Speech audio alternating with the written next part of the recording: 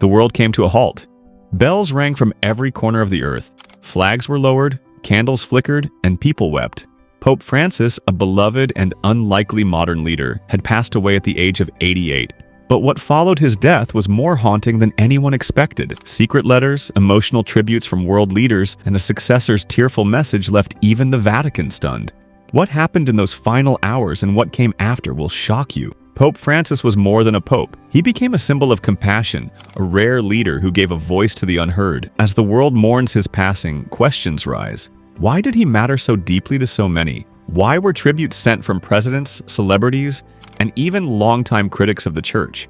In this video, we trace his final moments, his powerful funeral, and the immediate future of the Catholic Church under new leadership. We'll explore secret letters shared between the Vatican and global powers, unexpected international reactions, and the moments during his funeral that brought even the strongest clergy to tears.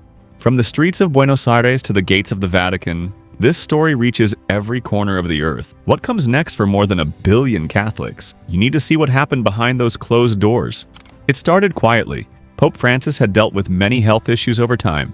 His lungs, knees, and colon had given him trouble. People noticed he was appearing less often, walking slower, and relying more on a wheelchair. Yet he never let go of his mission. He continued preaching peace, defending the poor, and challenging long-standing traditions within the church. In his final weeks, the Vatican grew more silent. Private meetings were canceled. Rumors spread of a secret hospitalization. But this time, there was no public update, only silence. Insiders say Pope Francis spent his last days in deep prayer, surrounded by a small circle of trusted people. He asked for no cameras, no public words, and no noise. He wished for peace in his final moments. He stayed true to himself until the end, quiet, humble, and spiritual, but what he did next changed everything. Before dying, he wrote several handwritten letters. These went out to world leaders, religious figures, and even those who had criticized him harshly. Most of these messages remain private, but one note to a newly chosen cardinal in Argentina reportedly read, "Continue with mercy, not control." That sentence alone sent shockwaves through the church. Was he warning his successor? 48 hours later, the news came. There was no press release, no global bulletin, just the ringing of Vatican bells and one Latin phrase echoing across the square. The world stopped, the bells continued, and the announcement spread across the globe. Grief and disbelief swept across continents. From the streets of Buenos Aires to European cathedrals, from Nairobi's crowded markets to Boston's silent chapels, people mourned. This was not just a loss for Catholics, it was a moment that united the world. Here's how everything unfolded. Within moments, statements poured in from global leaders. The President of the United States, the European Union, and other world figures offered their words. President Joe Biden, the second Catholic to lead America, called Francis a light in dark times. But the most emotional response came from the poor. In Manila, thousands held a candlelight vigil in the slums. Children stood barefoot in the rain, holding plastic-covered photos of the Pope. For them, this was personal. He had been their voice, their champion. News programs were interrupted. Networks went dark for 10 seconds in tribute. Screens across cities showed a single image: Pope Francis smiling with the words, "Thank you, Father." Then something truly chilling happened. As night fell on St. Peter's Square, thousands began arriving. No one asked them to. They came holding candles and notes, forming a silent crowd. A choir began singing Ave Maria. Then, without warning, snow began to fall. Not heavy, just soft and slow. It drifted down under golden lights, landing on priests and pilgrims. In that quiet snowfall, something sacred filled the air. But the most powerful tribute came not from a leader or a cardinal. It came from his successor. Cardinal Pietro Albini, now Pope Pietro I, appeared on live television. His eyes were red. His hands trembled. He spoke only one line: "I stand in the shadow of a giant." Instead of speaking further, he asked for silence. 3 minutes of complete stillness. Then, removing his cap, he stood silently in prayer. The world watched, frozen. In that moment, nothing else mattered. Not history, not politics, not power. Only one man's legacy stood in the light. Then came the most mysterious moment yet. A recording, whispered by Pope Francis himself, was leaked. It had been captured in secret just hours before he passed. His voice said, "Tell them I loved them. Tell them to choose mercy. Tell them not to be afraid." These words now cover candles, banners, and memorials across the world. A final message that broke through politics and reached into people's hearts. Not everyone grieved. Pope Francis was a controversial figure. While many saw him as brave and kind, others saw his actions as too radical. He upset traditionalists, challenged the church's wealth, and questioned old beliefs. "If someone is gay and seeks God, who am I to judge?" That quote alone changed how many saw the church. Young Catholics and LGBTQ members felt seen.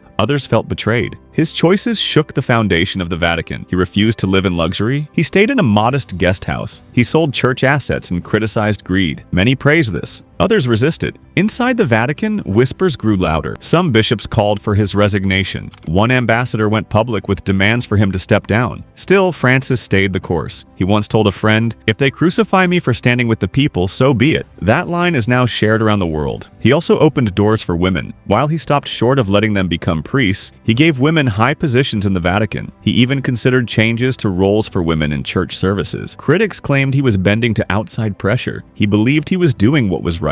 Then came the most painful challenge of all, the abuse scandals. Francis met with survivors. He launched investigations. He removed guilty leaders. Yet critics said he moved too slowly. Supporters said no other pope had done more. One moment stood out. In Chile, after defending a bishop accused of abuse, he later reversed his decision, apologized, and accepted resignations. That moment showed his humility, or to some, his hesitation. Now, his legacy divides the church. Some say he saved it, others say he lost control. His successor faces a storm. Should he continue the reforms or return to old ways? And then there is the letter. Before dying, Francis wrote one final message. It was sealed. Only the new pope can open it. What's inside remains a mystery. Some believe it holds warnings. Others say it's a call to action. Will it be made public or locked away? The funeral itself became a global event. Over 1.5 million people gathered in St. Peter's Square. Pilgrims came from across the world. They held flags, rosaries, and photos. One woman held a picture of Francis blessing her disabled son. She cried, "He told me my son was sacred. No one else ever said that." The funeral was simple. His casket was made of plain cypress wood, just as he wanted. No gold, no grand display, just quiet dignity. Then came the ceremony. Leaders from 190 countries attended. Presidents, kings, and spiritual leaders stood together. The Grand Sheikh of Al-Azhar came from Egypt. A rabbi and a Buddhist monk laid flowers side by side. Never before had such unity been seen at a Catholic funeral. Then the new pope spoke. He said, "Francis did not fear change. He feared silence in the face of injustice." It was seen as a bold message, a sign that Francis's mission might live on. Then came a moment that took everyone by surprise. As the casket was lowered, the choir fell silent. Then the voices of children rose up. Refugees from Syria, Sudan, and Ukraine began singing in Latin and their native languages. Francis had asked for this before his death. Their song echoed across the square. Many wept openly. Even powerful bishops lowered their heads. And then a final shock. A Vatican official came forward with an announcement. The letter sealed by Francis would soon be revealed. The crowd gasped. Some believe it holds views on church reform. Others think it might be a warning about future unrest. Theories now spread across the internet. But one thing is sure. The letter is real. And it was written in the final days of his life. So what now? What did Francis want us to know? And who will carry out his final wishes? The world is watching. The church is at a crossroads. His chair is empty, but his legacy remains. He wasn't perfect. He made mistakes. Some said he moved too slow. Others said too fast. But no one can deny he changed the way we see faith. He taught us that power without love is hollow, that leadership must include humility. He was the first to wash the feet of Muslim migrants. He was the first to speak about the climate crisis as a moral issue. And he was the first to say, "Who am I to judge?" Those words shook the world.